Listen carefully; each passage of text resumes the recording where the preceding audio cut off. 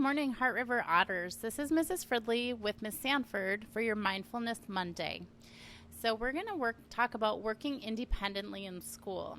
Have you ever noticed that being successful in school means that it's more than just being good at math or at science? Kids in school have a lot of things to do. You need to listen and cooperate and take turns. You need to know when it's okay to raise your hand and speak and when it's better to be silent. You need to know to follow the teacher's instructions and when to keep your hands and feet quiet. This is all part of working independently. Working independently means knowing what to do and what not to do without being told. So I want you to think about ways that we learn.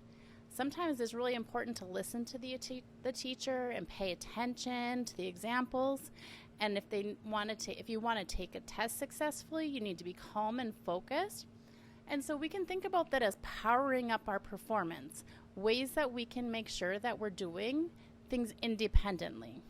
So I want you to just take a minute and pause the video with your class and make that list of how we can power up our performance and using some of those tools to keep us on track and learning in the day.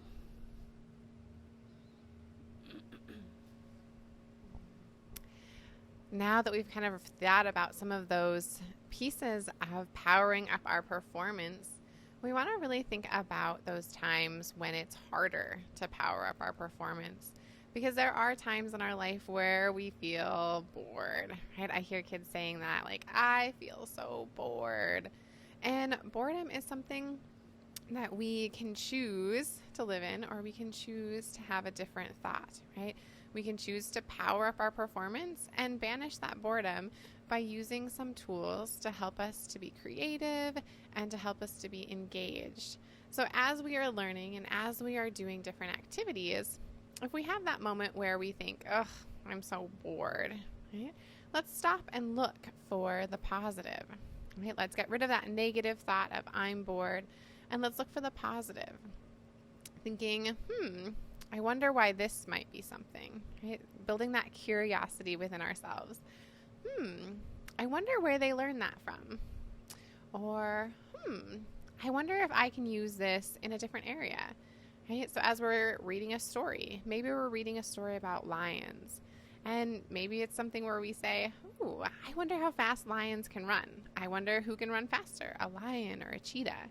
Oh, I wonder if lions have lots of groups, if there's tons of them in one area, or if it's just one group in a big area.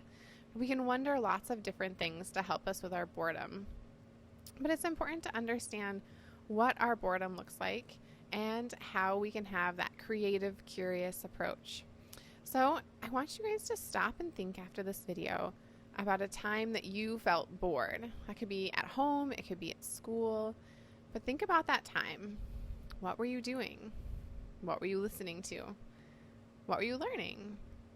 Right? And then after you draw what it was that was creating that boredom, I want you to push away that negative thought of I'm bored and embrace a positive thought, like I wonder, I'm curious, and think of something, a question, or maybe even a story that you could tell yourself about what it could be to help you to feel more interested and to help you to feel more excited in whatever it was that you were doing. And as always, I hope you guys have a mindful Monday.